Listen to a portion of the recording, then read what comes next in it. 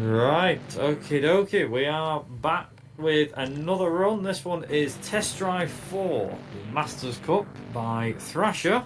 So, Thrasher, when you're ready, Uh, take it away. Absolutely. Hello, I am ThrasherDBS.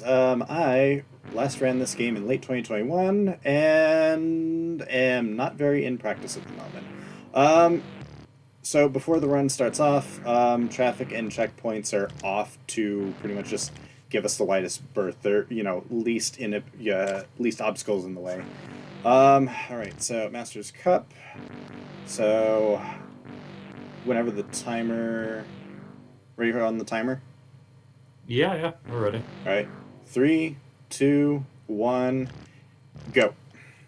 Okay, so here we have Test Drive 4. So this is a particularly difficult game. The AI has really nasty rubber banding. The physics are a little bit to get used to. If you've never played a test drive game before, they all kind of change from game to game. So already we are getting bodied by the AI. Not only are they a little rubber bandy, but they're also quite aggressive too. They're pretty nasty. And this is just kind of the case for most of the PS1 era games. So, Masters Cup. So this category, um, it's essentially a tournament that's handled kind of rally style in terms of like tournament standings. So rather than a point system for every finish, the game tallies up the total time it takes for everyone to get through all of the tracks. So if you absolutely crush every single race but one, and then you decide on like the last race to just park at the finish or park at the starting line, you know, go do your taxes, go to the shops, do your shopping, that kind of thing. Come back and finish the race. You're going to wind up in last overall. So, with that said, our first track here is Keswick, England. The proper pronunciation of such I only found out just recently.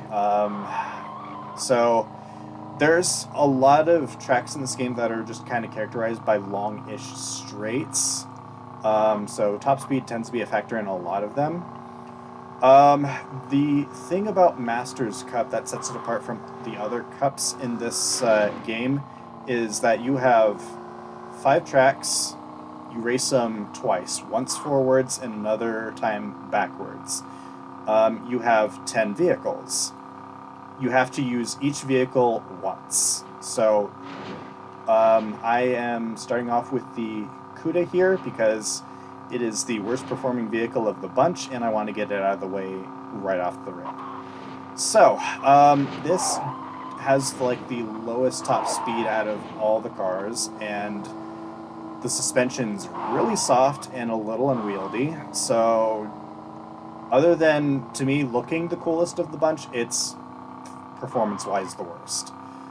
So, let's see here, what else can we go over here? So, yeah. So all those stage banners that I'm passing under would be checkpoints. So normally this game has a countdown time, like an arcade-style countdown timer to it, but since I've turned that off, that's not a thing. And naturally passing over, um, passing through the checkpoints would replenish your time. Not the case here. Another major factor that adds to the difficulty of this is the traffic. Since we've turned that off, I'm not going to get broadsided by Grandma's minivan rounding a corner. So there's that we don't have to deal with. This game has kind of an interesting kind of selection of music, not necessarily by like very recognized licensed artists, but enough to get copyright struck. So I've completely just turned off the music for it. The other thing to that is while the racing music isn't really copyrighted, there's a bug that's in the game. I don't know if it is a bug or if it's just a design oversight, but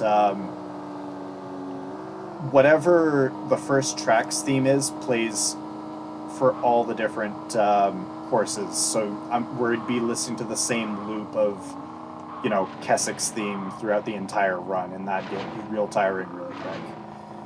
Okay, so we have finished third here. The time of 4:18:13. So game's gonna tally that up for us. Next cup race. Okay. One of the main things I keep seeing as well, if I can just kind of intervene. So in terms of like the car selection, one of the main cars I do remember, and I did briefly see it then on screen, and same in the last race, is the Dodge Viper, the '98 Viper, I think it is. Yeah. Is that the most powerful car out of the lot, or is it the range, or? The meta car for like all the other cups, where you pick one car and you stick with it through the entire thing, is unquestionably the Jaguar XJ220. It doesn't really turn very well, but it has by far the highest top speed at 218. These muscle cars that I'm driving for the first half of this run have, you know, top speeds that the real life versions wouldn't really hit on their own in real life, because they were in real life geared for like drag strips and whatnot, and also didn't have they were like 4 speeds at most typically. So this Camaro hitting 200 completely in the realm of fiction, and it's pretty much just to put these cars on par with the modern cars. So the thing with like Test Drive 4 that they kind of had like on the back of the box is just kind of like a marketing kind of thing, was like the whole beauty versus beast kind of type thing, where the beauty were the modern cars and then the beasts were the old classic cars from like the 60s and 70s, and pretty much just like them duking it out. So as far as my car selection through this run, some thought has been kind of put into it. I'm pretty much reusing my route that I set my PB in like 3 years ago. Since then, probably about a year or two ago, someone came along and beat my personal best and took the world record.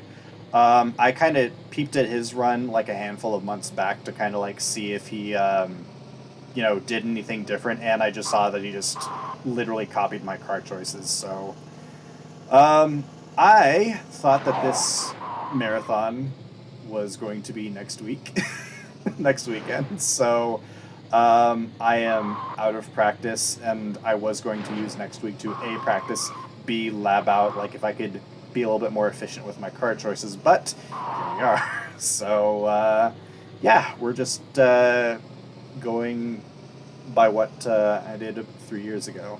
So the main reason I'm using this car specifically for this track is you saw that very high speed section that separated me from the pack big time. This vehicle, at least of like the muscle car side of things, has the highest top speed of 205, I think. Yeah, 205. So that's the reasoning behind that. So The because only thing I'm thinking of right now with this car is just the one from Too Fast Too Furious. So it's just like ejecto Cito, because I know he drives a Dodge Challenger and that. yeah, But the other car is a Camaro SS. yep, if I remember rightly. it is this model of Camaro. I don't think it's a ZL1 like this one is, but yeah. Fun fact, actually, whilst we're just on the matter of that car, it's also used in sometimes anyway. It used to be used in Need for Speed Carbon speedruns. Right. It's like the opening car. Yeah. I think it was more powerful. Yep, I definitely went muscle route on most of my runs of Carbon, honestly. Just generally, like, the muscle car tree kind of has its own advantages, being very top acceleration heavy because of, like, the power. It was I definitely remember it being meta, like, towards the end against Darius, like, in the final Canyon run. Because you could literally just, like, get ahead of him first corner, stay ahead of him for 10 seconds, and then you automatically just won. but getting there, on the other hand, was a little bit of a pain in the neck. We'll say, see, the next car that we moved on to is the Cobra. The- 427? Yep, it's got a 427 under the hood, much like the AC Cars British variant from a couple years prior to this model that Carroll Shelby just kind of yoinked and claimed as his own. Ironically, as well, so I think a lot of people may or may not know this, but Test Drive Unlimited, which came out in 2006, which was quite a few years after this, did have the AC427 in its car roster, and surprisingly, that car was really good. But it had two. There was the AC289 and the 427, which was really interesting because of the fact that you got more than one muscle car, and everyone knows that the Cobra 427 is quite a popular muscle car. I'd go as far as saying it's like a muscle. I mean, it is pure muscle, but it is more to me like muscle sports. Yeah, Like the Corvette is. The Corvette is muscle sport to me. right. And I can definitely see that too. I mean, like I was kind of It has more muscle for sure. right, for sure.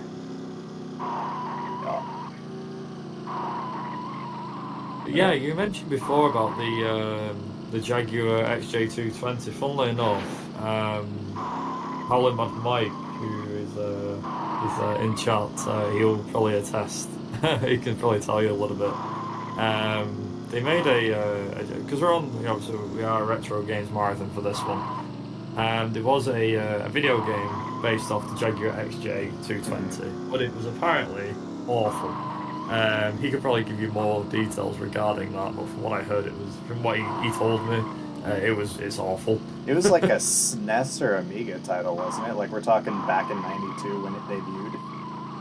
Yeah, I want to say Amiga. Maybe Mike could shed some light on it, but yeah. It's interesting how it got its name, like how it's got its its whole, how it got into, like, with its speed and everything.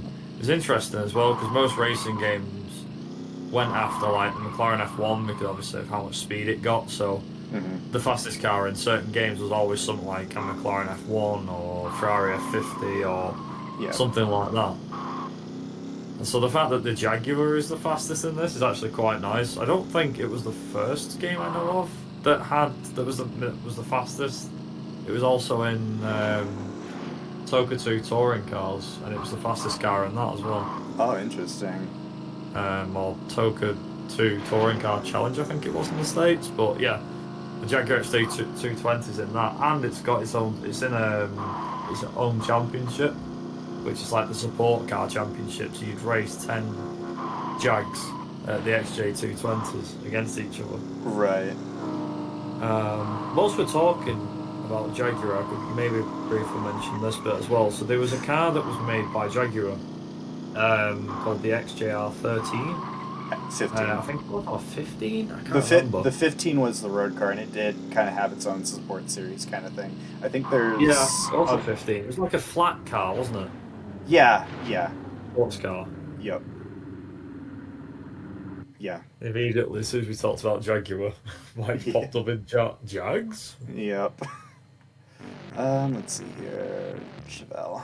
Okay. The TVR in here, I just spotted that. That's actually quite nice. That's very 90s. I do love like 90s TVRs, even though I hear that owning one in real life would be a giant handful. Yeah, it's funnily enough, where I work, there's a garage just next door. It's like 2 seconds to walk it down the road to get there. It's on like an industrial park, and every day, even at the moment where we've had like bad rain and snow and everything, these guys have got these old TVRs that not Cerberus, I forget the name of them. Were they like roadster, like open top groups? Yeah, I can't remember the name of them. I honestly forgot the I'm model, guessing but they sound Griffiths. so good I'm when they guessing. go pop work. I'm guessing Griffiths if they're in that same Maybe, but time they're not the period. V8s. That's the thing. They're not Mm, like the more modern, the Griffith 500s. They're not them. They could be Griffiths though, but I don't. I have right. to have a look. That's got me curious now. I'm gonna have a look. Let's see here. Well, there are Tigars I can think of are like the Tamora. There's the Tuscan.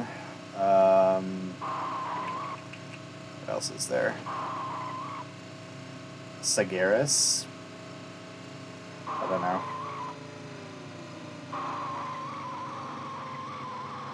Yeah, missed it while I was in Switzerland, but those snow and ice textures aren't just for show. Those actually do mess with your traction, as you can see by me spitting out not too far, not too soon after reaching that. But anyways, we're in Kyoto, Japan, where there's a lot of neat little straights here, and I am going to use this opportunity and my 186 mile an hour top speed to try and put as much tarmac between me and the others as possible, because again, rally rules, it's very much about how far ahead you guys are, as opposed to like what place you finish.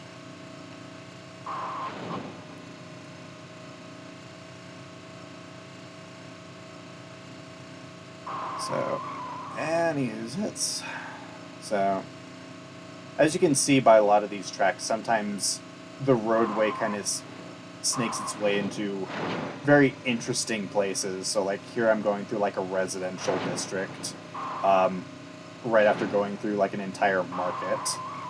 But yeah, we're reaching the end of this track pretty quickly. A lot of the high-speed tracks like last for about 2.5 minutes, so we're not doing too bad. So if I remember correctly, I was third on the overall standings. This should probably get me quite a lot of time away from. Oh wow!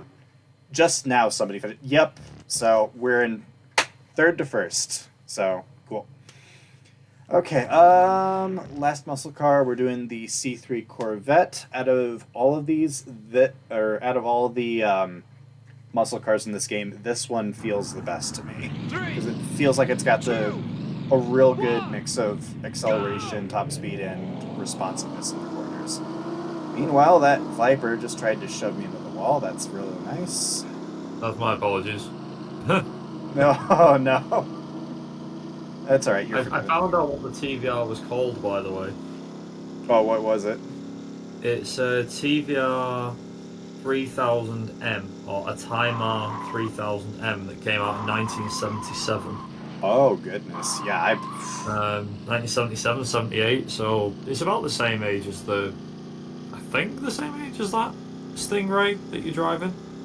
Yeah, it This might have been one's 60s actually. yeah. This one's from 1969. I think, if I remember correctly, like the third generation, which this is the longest generation of Corvette, like because that was like 68 to 82. Um, early third gens are real good, and towards the end they started becoming absolutely embarrassing. I'm pretty sure like whatever commuter car your parents have probably generates more power than than a 1982 Corvette. Um, There's actually two TVRs that go past work. The other one that I just looked was a 1970 TVR Tuscan. oh, gotcha. So I forget how old TVR is as a brand. I do remember, I Hmm. think, like apart from the Cerbera, the Griffith 500, the Sagaris, the Tamora, um, the Chibera, I think, was another. Ch- What's another Chimera. one? Possibly. There was one in It, like mid to late 90s. if I Forget remember what the correctly, actual year was. if I remember correctly, the Chimera was literally just a convertible version of the Cerbera. Yeah, the server was the one that I remember specifically because there was a back when Jeremy Clarkson used to do VHSs and stuff and DVDs. Mm-hmm. He did a full mile drag race, and the cars that he went up against were like he said, before you all ask about the X and Y, that he's like, with no McLaren F1 or Jaguar X220 or Ferrari F50 because they're limited run ultra cars, with no Ferrari 512 because when Ferrari heard about the competition, they refused to play ball, and with no Lamborghini Diablo because he went, I've already raced one against the Vantage and it lost. Right. So he raced one against the V8 Vantage back in the 90s. So then, in terms of the cars that were there was the Caterham CSR 260, which was well out of its league. Porsche 911 Turbo, don't know what model it was. Aston Martin V8 Vantage, Lotus Esprit V8, the Dodge Viper, which I think was the Mopar Dodge at the time, the original Mark 1, I think it is. And then the TVR Cerbera. Right. And the TVR blitzed everything by a long shot. Ironically, the car you're using now. Yep. And it blitzed everything. And he said, I had no idea the car could do this. He said the cheapest car here was the fastest, and the cars out of everything, the TVR was £40,000 back in 1996. Oh wow, And that'd it be beat crazy. cars that ranged from, I think the most expensive was like either the Porsche or the Aston Martin, I think, and they were like 110, 120,000 pounds. I think it might have It's been. like wow. I think it might have been But Aston Martin. but the thing is that, and this is one thing that if people don't know about TVR, the big reason why TVRs were so cheap, but they were so fast, and also why they're also unreliable, was because of the fact that they were seen as a proper driver's car. They had no ABS, no traction control, no airbags in some of them, I think, or even most. They were basically a kit car built from the ground up, and because of the lack of weight and the engine in the front, the power to weight ratio was extraordinary for a car. It was like, think of it as, I think how you'd explain TVR, it's like, think of it as if a motorbike's power to weight ratio is like, you know, a bike only have like an engine that's got 80 or 90 horsepower in it, maybe even 100, but because of the weight of 200 kilos, the power to weight ratio is staggering, and that's why bikes are so fast, because there's two wheels, there's barely any weight, it's you know, that sort of thing. TVR was basically the car version of a bike. Right. They were so fast, but the reason why they were fast was because there was no safety at all, and essentially the cars. I mean, the cars were death traps. If you you know, if you didn't know how to drive it, you were dead. I'm sorry, but that's what would happen. They were dangerous.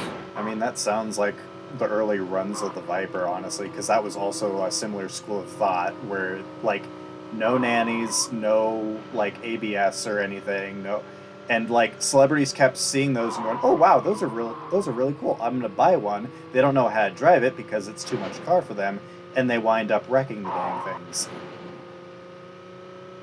I have to admit, like, one of the main things was that, in terms of like the TVR brand, obviously it was a British brand. Then it got bought out. I don't know who bought it, but it got bought out and it's disappeared off the face of the earth since. But there was supposed to be a new TVR a couple of years ago. I think it were about 3 years. Yeah, it was 3 years ago. They were bringing back the Griffith nameplate. There was a Griffith, but then there was also, I believe it was, I don't know if it was one of the TVR model names or if it was another model entirely other than the Griffith. It could have been the Griffith, but they were bringing out supposedly a new TVR a couple of years ago. Anyway, it turns out that the car that they were bringing out was none other than something that you've probably seen a lot of, which is the Toyota Supra, which was obviously based off the BMW. Right. The TVR looked very much like that, with a V8 in the front. So if it did get made, you'd have three of the same car, basically. You'd have a TVR, a Toyota, and a BMW. I mean, all look very familiar. I mean, at the very least, I feel like they would all look pretty distinct from one another. Like, I don't feel like it'd be the same situation as if, like, you bought a Toyota GT86, a Scion FRS, and a Subaru BRZ, which are all effectively the same car, but just different nameplates, though. Because, like, I can definitely tell a massive difference between a BMW Z4 and a Mark V Supra, and I imagine the TVR wasn't designed similar to those two. They were just on the same platform too. But that's interesting. Yeah. That's more than I knew about the new car that they were putting out. Yeah, the TVR brand as a whole, I think a lot of people will recognize it straight off the bat, through what it was. And to be like quite honest, I believe that in terms of a brand like TVR, Porsche, Lamborghini, Ferrari, they're Ford, they're all up there, as extravagant car manufacturers. And I don't mean like, okay, Ford might have been more of the GT rather than the family car. Jaguar was, ironically, which is what you're using, was seen as like the British version of an extravagant luxury vehicle. I know that you've got stuff like Rolls-Royce, but them cars were just expensive with not a lot of power, I think. Rolls Royces Not as don't much power really. as something like this. Yeah, That's for sure. Rolls Royces don't really appeal to me in the slightest, if I'm being honest, because they just look opulent for the sake of being opulent. If I'm being perfectly honest with you.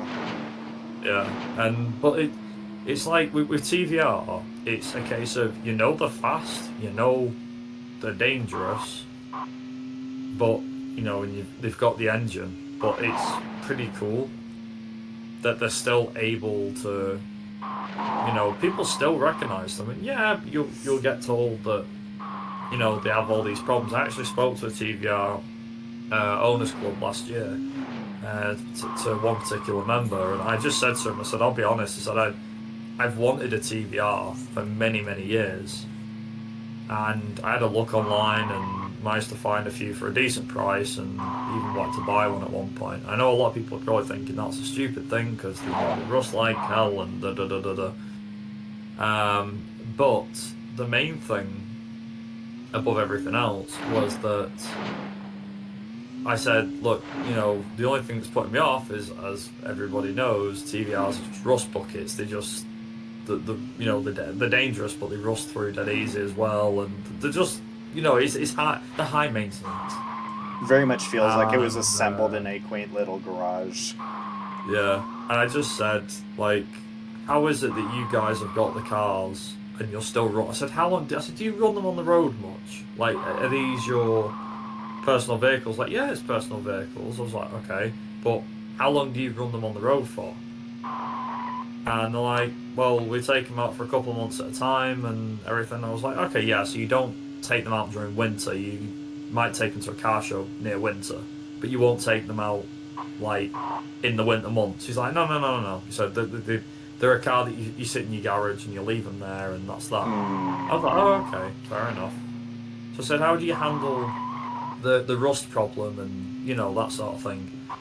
He said, I won't lie to you. These cars are high maintenance. That's just a fact. He said, if you buy one, you need to know what you're getting in for. So I think a lot of reasons why, the main reason why people complain about these cars being rust buckets is that they can't look after them properly.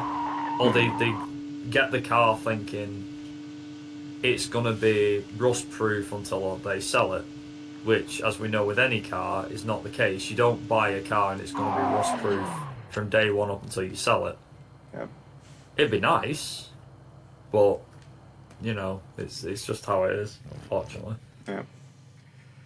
But I said to him, I actually asked him, I said, that because there was a Cerbero in front of us, and I said, how much did that cost you? He said, I bought it for, I think he said it was 14,000 when he bought it, and he bought that in 2005. And he said, I've still, so he's had it till 2023, up until that point. And yeah, he said just looked after it, kept it in check. He said there's even TVR specialists now. He said he said, I'll be honest, he said the main reason TVRs are known as rust buckets and have all these issues is because of the quality of the build, which, as you said, Thrasher, that they are not built very well. They're built in someone's shed or someone's garage. But now there's a lot of specialists out there that actually fix and help the problem. It shouldn't be the case. There shouldn't have to be people out there to fix the cars, to make them drivable, usable, livable, whatever. Oh shit! Sorry about that. it is great that they're able to do that. Also, no, not the Viper, no. Yeah. I But could, yeah, it's interesting, that's e- for sure. even if I made the movement to try and avoid that, unfortunately, because again we're on a snowy road and this isn't just a texture just for show. I actually do have less traction than on regular tarmac. Like, I still would have wiped out. Also, apologies for the quick profanity because that was genuinely just oops. It was I just, actually wanted to ask. So, from my perspective, I've always seen the Corvette and the Viper as an interesting rivalry, one that still goes on today, somewhat. For a little me, a little difficult considering how long ago the Viper exited production again. true, yeah, that's true. I've always been a fan of the Viper more than the Corvette, Same, honestly. but I am warming up to the Corvette more and more as the years go on, particularly the C5 and the C6 model. Right. I know that we're on like what is it C7, 8 now, I think, but Yeah, we're on the I'm C8. more looking at like the 2000s Viper versus Corvette. I think I used to always think that the Viper from the 2000 odd, like the I don't know what it would have been at that point when the Corvettes, the C5 and the C6 were around. So like 2002, 2000, 2003, that sort of model, the two- SRT10. 2002 was the last year for the sort of Viper that you see in this game, and 2003 was the next generation, and that started out as convertible only before it became a coupe. But yeah, from thenceforth it was the SRT10. When before it was the GTS, and then the RT10 was like the Roadster variant.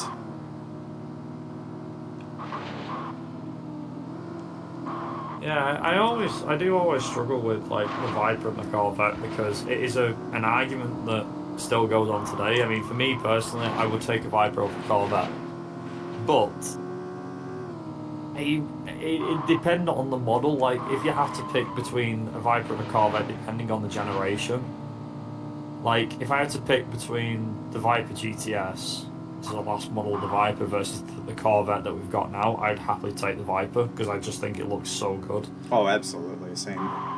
But if you said to me, pick the Corvette or the Viper from like the first iteration of the Viper versus the Corvette at the time, I would probably choose the Corvette because I think, personally speaking, again, this is just from my perspective, I do think that when the Viper took at least a fresh lick of paint to actually look good, because I think when the original Viper was released, which I think was the Mopar Viper, the Mopar Dodge, I it looked bare boned when it released. it pretty much was. So it's the first Viper was essentially like a logical progression of or natural evolution of like the Shelby Cobra. Carroll Shelby was working with Chrysler primarily at the time, so the Viper had a lot of his input on it too. So essentially, it's a '90s Shelby Cobra. But then if you go to like the Viper GTS of 1998, 9, so probably the one that's in this, Yeah, it's where that's where to me the Viper actually looked really good. yeah. Like I think it's the second generation Viper in this one. From what I Technically, remember. technically, well, it's hard for me to keep Viper generations straight because I've seen the first gen and second generation Vipers be essentially very similar looking, whereas like other times I've seen it literally just there's three generations of Viper. There's the one from the '90s and the early 2000s. There's the one from most of the 2000s, and then there's the one from like the 2010s. But yeah, so the Viper GTS here, some will say it's second gen. I just kind of just call it the first gen because it's visually similar. I feel like SR2 would probably be the most most accurate generation to put it. You know, in the same the same vein of thinking as like Skyline GTR is like you got your R32, you got your R33, you got your R34, that kind of thing. It's one of them. I think like overall, that in terms of how everything goes, that yeah, it is an interesting one. That's for sure. I mean, you've got like a varied amount of vehicles that have come out over the years, Vipers, Corvettes, and so on. And I think, wasn't it the Viper that made the new, well, not made the news, but was that one car that they just had to, they had to keep putting more and more things in place to stop it. It was one of them rare few cars that it just kept winning despite everything they threw at it. Let's see here. Like, are you talking in racing? Yeah. Huh. I'll be honest, I don't think I remember anything with that regarding the Viper, to be honest. I know the McLaren F1, when that got taken racing, there were like... It was just kind of like the dreaded car, because it won Le Mans in 1995. And then 1996, they kind of go over to Japan, where they've got the JGTC, and they just dominate that for the entirety of 1996, which, despite like all of the penalties and like sanction, or all the sorts of like handicaps that JGTC forced them to have, they still kind of came out on top. And then eventually JGTC is like, okay, you guys have to conform to all these other regulations, otherwise you're not competing in 1997. And they just kind of took their ball and went home. That was with the Viper. The Viper went one step further because the Viper was entered into the American GT Championship, I believe, and it did really well. It didn't quite dominate, but it was very, very close to like full domination. Right. So I suppose it did dominate. It just wasn't like complete domination. Anyway, it did really well. Yep. And the American Racing Board actually said, right, okay, we're gonna make things a lot tougher. So they made the car carry like an extra 150 kilos, and it still kept winning. Right. And it basically just wouldn't stop winning. And they entered it in other races. It won them. It went to Europe. It won over there. And things got so bad that they was like, right, okay, the Viper's now going to use. Oh, that was it. Yeah. So the Viper was going to use. They told it to go from like V10s were outlawed and that it couldn't use a V10 anymore. So they just chopped 2 cylinders off and was like, right, it's now a V8. And it matched the thing, and it still dominated. It was quite funny. Yeah, that is. It was an absolute monster when it came to things. It was like they tried multiple things to slow it down. They just couldn't slow it down enough. They tried, like I said, they did all sorts, but there's been a few teams and cars and races that have done the same thing, which I find very interesting. Mm-hmm. Yeah. But yeah, I'll have to look more into that. Also, we are on the final race of the championship, and we're ending on the Viper. Funny enough. There is a video online, which if people haven't seen it yourself, same as yourself, Thrasher, if you have a look at like Dodge Viper controversy or something, you'll find it. It's quite easy to find on YouTube. It'll have like a picture of a yellow Viper and things, which is really good. Mm-hmm. I wonder if it's something that like one of those like automotive history channels will cover, like Automobilistic or something like that. I think he might have done, yeah. I was going to say, do you watch him, Automobilistic? Oh, I love Automobilistic. Yeah, I've been watching him for about the last year and a bit, and my mates watched him for a while as well. Pretty cool. Pretty good. Yeah. Yep. Let's see here. So, run-wise, we've been having quite the commanding lead in the championship standings, thanks to definitely San Francisco, Kyoto, and the first run-through of Washington, D.C. So, this is probably going to shape up to be a pretty good run. I don't know exactly how close I am to PB. Leaderboard is according to IGT on this, and it looks like I'm going to be a fair bit ahead of estimate. So we shall see what happens after this little section here. What's going to happen is we're going to be in a forested section, and when we cross the line there, that's time. At least RTA. And then we'll see how I shook up afterwards. So here's the forested section, and time!